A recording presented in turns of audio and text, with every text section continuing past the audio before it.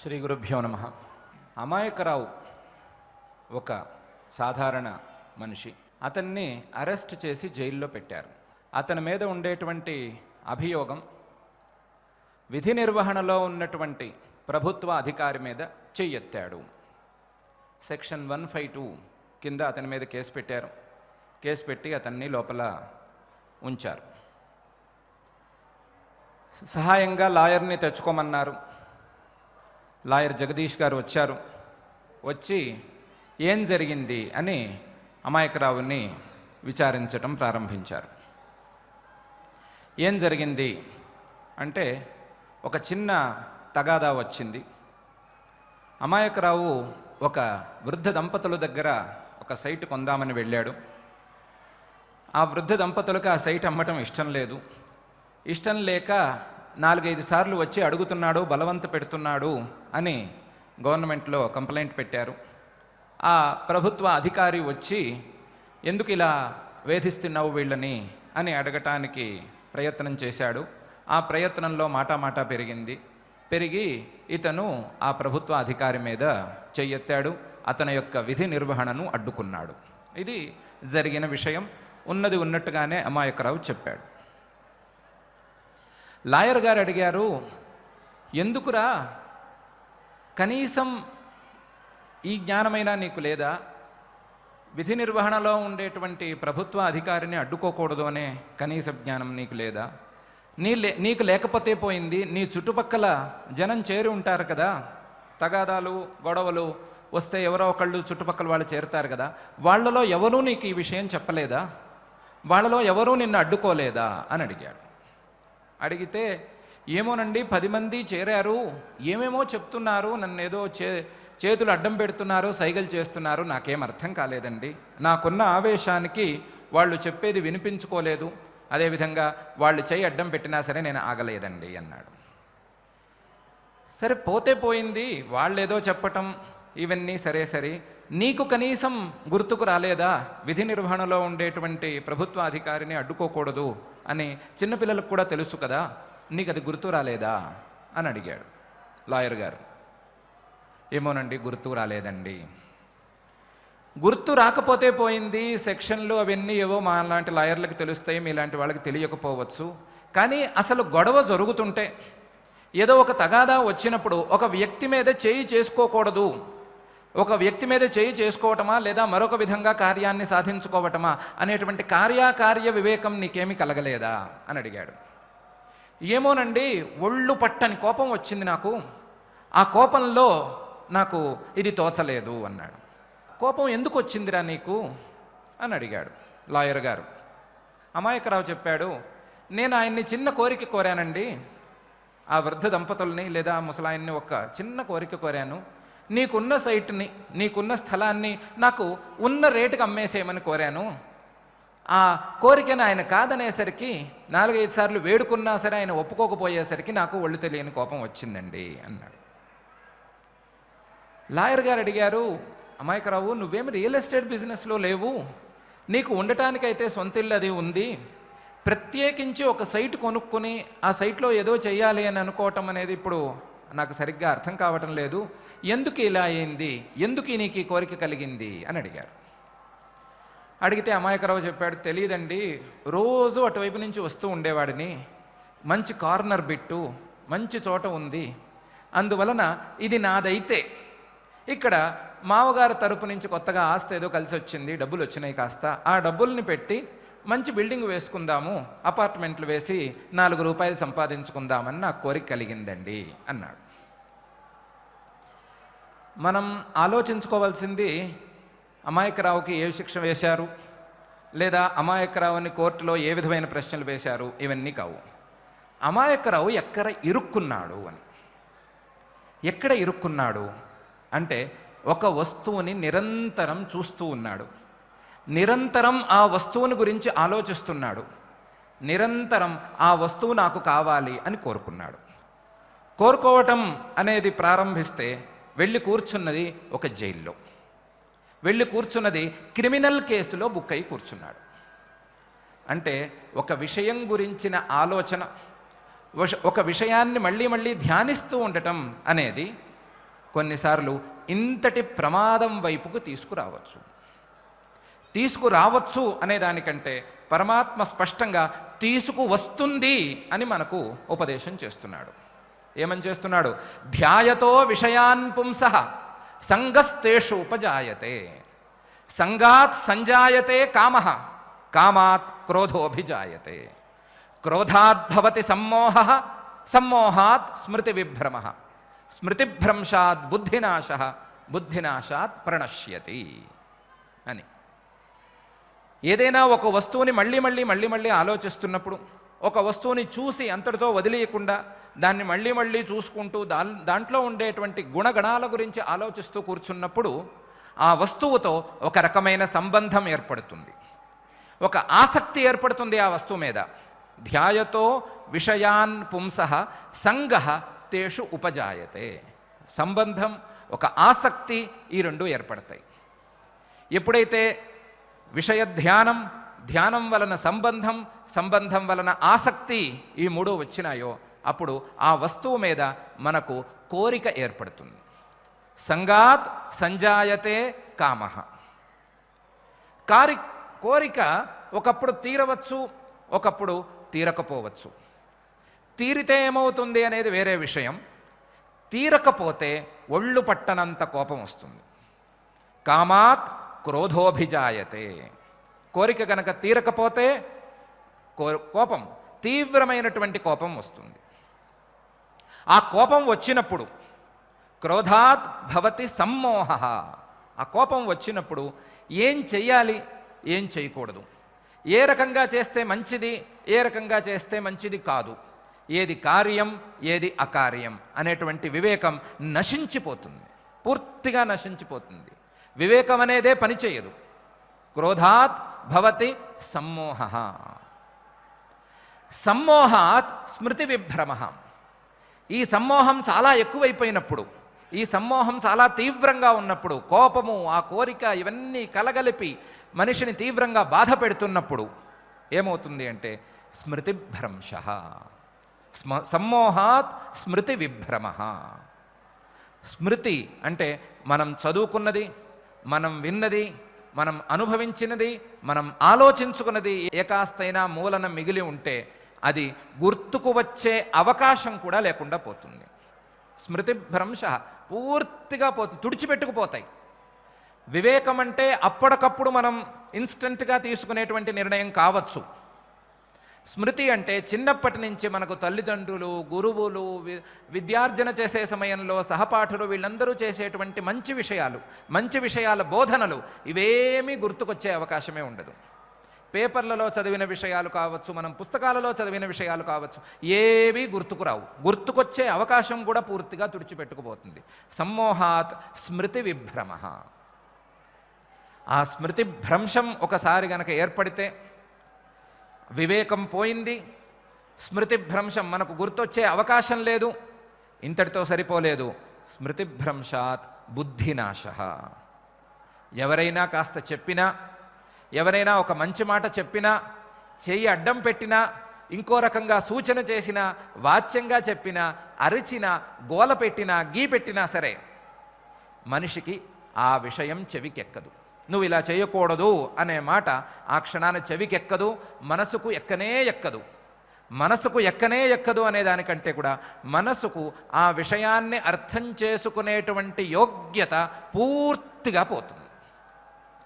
ఎక్కటం అంటే చెవికి మాత్రం కాదు, ఎక్కటం అంటే మనసు కాదు, మనసు యోగ్యత కలిగి ఉండాలి. పిల్లవాడు ఎలా ఉన్నా సరే మాట వింటాడు అని అంటారు. కాస్త ఇటువటుగా ఉన్నా సరే మాట వింటాడు అంటే అర్థం ఏంటి? మాట వినే యోగ్యత ఉంది, ఒక విషయం అర్థం చేసుకునేటువంటి యోగ్యత ఉంది. ఆ యోగ్యత వలన ఈరోజు కాకపోతే రేపైనా అతను పైకి వస్తాడు, చెప్పిన మాట వినే అవకాశం ఉంది అని అంటారు. ఈ పిల్లవాడికి ఆ అవకాశం కూడా ఉండదు. బుద్ధినాశః. ఈ బుద్ధినాశం వల్ల ఏమవుతుంది? బుద్ధినాశాత్ ప్రణశ్యతి. ఏంటి? సర్వనాశం, ఇంకా నాశం. మనిషిగా ఆ వ్యక్తి బతికి ఉండటం వలన ఏ విధమైనటువంటి విలువ, ఉపయోగం, ప్రయోజనం లేనే లేదు. మనిషి ఎప్పుడు బతికి ఉన్నట్టు, మనిషి ఎప్పుడు జీవించి ఉన్నట్టు, లేదా మనిషిగా ఎప్పుడు ఉన్నట్టు అంటే మిగతా ప్రాణుల కంటే విలక్షణంగా ఏదైనా ఒక విషయాన్ని చెప్పినప్పుడు అర్థం చేసుకునేటువంటి యోగ్యత మిగిలి ఉన్నప్పుడే మనిషి మనిషిగా ఉన్నట్టు, మనిషి జీవించి ఉన్నట్టు, మనిషి బతికి ఉన్నట్టు. కానీ అర్థం చేసుకునే యోగ్యత కూడా పోయింది. వివేకం అనేది లేనే లేదు. చదువుకున్నదో, తెలుసుకున్నదో, ఆలోచించుకున్నదో గుర్తులేదు. ఇంకా ఈ మనిషే కాడు, ఇతను నశించిపోయినట్లే. బుద్ధినాశాత్ ప్రణశ్యతి, సర్వనాశం వైపుకు దారితీస్తుంది ఈ బుద్ధినాశము అని పరమాత్మ స్పష్టంగా చెప్తున్నాడు. వీటన్నిటికీ మూలమేమిటి అంటే విషయధ్యానం. ఎట్లా విషయధ్యానం దీనికి మూలమైంది అంటే బుద్ధినాశం. సర్వనాశానికి మూలం బుద్ధినాశం. మనసుకు వినేటువంటి యోగ్యత లేకపోవటం, విషయాన్ని అర్థం చేసుకునేటువంటి యోగ్యత పోవటం అనేది బుద్ధినాశమైతే, దానికి హేతువు చదువుకున్నవి, ఆలోచించుకున్నవి, తెలుసుకున్నవి, అనుభవించినవి ఏవి గుర్తురాకపోవటం. అది స్మృతిభ్రంశం. ఆ స్మృతిభ్రంశానికి హేతువు ఏ రకమైనటువంటి వివేకం ఆ క్షణాన కలక్కపోవటం, కార్యాకార్య వివేకం, యుక్తాయుక్త వివేకం, విచక్షణ ఏ రకంగానూ కలగకపోవటం. దీనికి కారణం, ఈ విచక్షణ లేకపోవటానికి, వివేకం లేకపోవటానికి కారణం ఒళ్ళు పట్టని కోపం. ఆ ఒళ్ళు పట్టని కోపానికి కారణం తీరని కోరిక. ఆ తీరని కోరికకి కారణం ఆ వస్తువు మీద మనుషులు పెంచుకునేటువంటి ఆసక్తి. ఆ ఆసక్తికి కారణం ఆ వస్తువుని నిరంతరం ధ్యానం చేస్తూ ఉండటం అని పరమాత్మ స్పష్టంగా ధ్యాయతో విషయాన్ పుంసః సంగస్తేషోపజాయతే. మొదలు విషయ ధ్యానం వస్తుంది, తర్వాత ఆసక్తి వస్తుంది. సంగాత్ సంజాయతే కామః, ఆ ఆసక్తి వలన కోరిక కలుగుతుంది. కామాత్ క్రోధో అభిజాయతే, కోరిక తీరకపోతే కోపం వస్తుంది. కోపం క్రోధాద్భవతి సమ్మోహః, కోపం వలన యుక్తాయుక్త విచక్షణ పోతుంది. సమ్మోహాత్ స్మృతి విభ్రమ, ఆ యుక్తాయుక్త విచక్షణ పోయినప్పుడు ఏ రకమైనటువంటి కార్యాకార్య విచక్షణ గుర్తుకు రాదు. స్మృతిభ్రంశాత్ బుద్ధినాశ, ఇటువంటి సందర్భంలో మనసుకు అర్థం చేసుకునేటువంటి యోగ్యత కూడా పోతుంది. ఆ యోగ్యత పోయినప్పుడు మనిషి లేనట్లే. వీటన్నిటికీ మూలం ఏమిటి అంటే విషయ ధ్యానం. విషయాలను మళ్ళీ మళ్ళీ ధ్యానం చేసుకుంటూ ఉండటం, విషయాలను ఆలోచించుకుంటూ ఉండటం, వస్తువుల మీద ఒక రకమైన ఆసక్తిని కలిగించేట్లుగా ఆ వస్తువులను చూసుకుంటూ ఉండటం. ఈ కారణం వలన ఇన్ని దోషాలు కలుగుతున్నాయి అని పరమాత్మ మనకు ఉపదేశం చేస్తున్నాడు. దోషాలు కలుగుతాయి అని మీరు చెప్తే ఏం లాభం? దోషాలు కలుగుతాయి అని చెప్పినంత మాత్రాన లాభం లేదు. మీరు దీనికి పరిహారం ఒకటి చెప్పాలి. దీన్ని ఎలా మనం నివారించుకోగలము, నివారణోపాయం ఏమిటి అనే విషయాన్ని చెప్పాలి. ఆ విషయాన్ని చెప్పకుండా దోషాలను చెప్తారేమి అనంటే పరమాత్మ దీనికి నివారణోపాయాన్ని వెనక శ్లోకంలో చెప్పేశాడు. ఏమని చెప్పాడు? తాని సర్వాణి సంయమ్య యుక్త ఆసీత మత్పరః వశేహి యస్యేంద్రియాణి తస్య ప్రజ్ఞా ప్రతిష్ఠిత అని నిన్నటి రోజునే పరమాత్మ ఉపదేశం చేసేశాడు. ఇంద్రియాలన్నిటినీ నిగ్రహంలోకి ఉంచుకుని, ఇంద్రియాలన్నిటినీ సంయమనం చేసుకుని, వాటిని లొంగదీసుకుని అదుపులో ఉంచుకున్న తరువాత ఊరికే కూర్చోవద్దు. నా యందు భక్తిని పెంచుకో, నా యందు ప్రీతిని పెంచుకో, నా యందు కేవలం తత్పరతతో నా యందు ధ్యానమగ్నుడవై ఉండు అని మత్పరః అనే పదంతో మనకు ఉపదేశం చేశాడు. మనం ఒకవేళ అడుగుతామేమో, ఎందుకయ్యా మత్పరః ఎందుకు? ఇంద్రియ సంయమం చేయమన్నావు, చేస్తాం, ప్రయత్నం చేస్తాం ఎంతో కొంత, మళ్ళీ మత్పరః అని ఎందుకు కలిపావు అని అడుగుతారేమో. మత్పరః గనక లేకపోతే పరమాత్మను కాక మరొక వస్తువుని చూడటం ప్రారంభిస్తే జరిగేది ఇదే. ఏం జరుగుతుంది? ధ్యాయతో విషయాన్ పుంసః సంగస్తేషోపజాయతే, సంగాత్ సంజాయతే కామః, కామాత్ క్రోధోభిజాయతే, క్రోధాద్భవతి సమ్మోహః, సమ్మోహాత్ స్మృతి విభ్రమః, స్మృతిభ్రంశాత్ బుద్ధినాశః, బుద్ధినాశాత్ ప్రణశ్యతి అని జరుగుతుంది. అమాయకరావు అనేవాడు నిజంగా ఉన్నాడా? అతను ఇలా అనుభవించాడా? ఈ వరుసంతా మీరు కల్పించుకుని ఏదో ఉన్న శ్లోకాలకు అడ్డం పెట్టారే తప్ప నిజంగా ఇలాంటి ప్రొసీజర్ జరిగినటువంటి ఉదాహరణలు ఉన్నాయా? ఉదాహరణలు ఉన్నాయా అని అడగటం ఏంటి? మనం ఆలోచించుకుంటే మనం అనుభవించిన సందర్భాలు చాలవా వాటికి? ప్రత్యేకించి ఒక్కొక్కడి పేర్లు చెప్పుకోవాలా?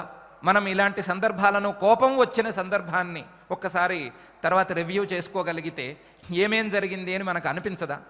ఆ కోపానికి కారణమైనటువంటి కోరిక ఎంత చిన్నది, ఎంత చాలా హాస్యాస్పదంగా ఉన్నది అని మనకే అనిపించదా?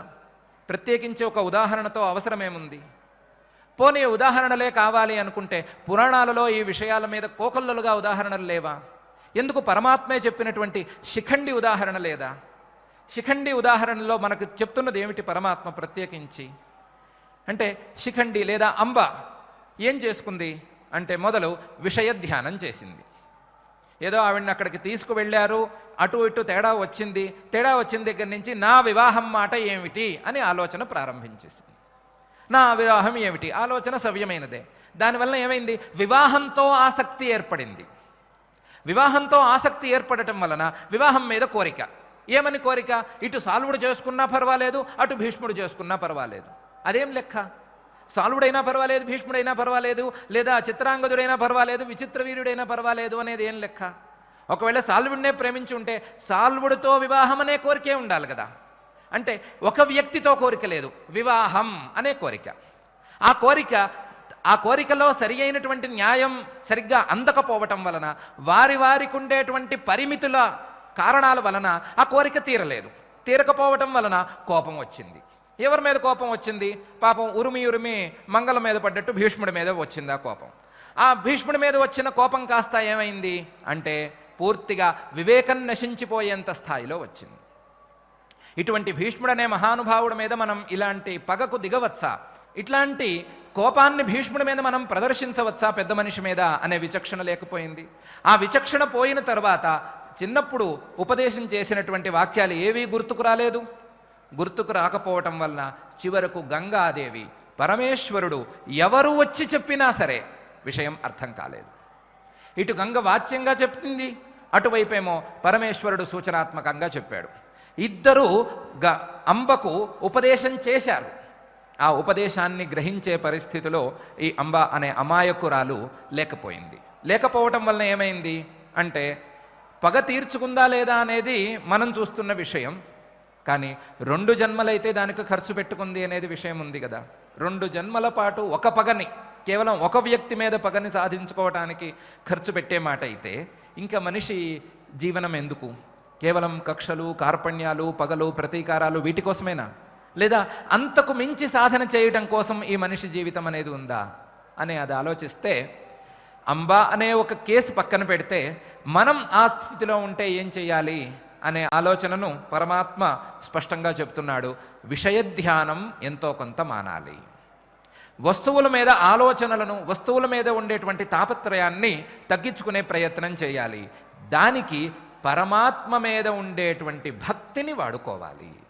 పరమాత్మ మీద భక్తిని పెంచుకుంటూ, విషయాల పట్ల వైముఖ్యాన్ని పెంచుకునేటట్లుగా, వస్తువుల మీద ధ్యానం తగ్గించుకునేట్లుగా ప్రయత్నం చేయాలి.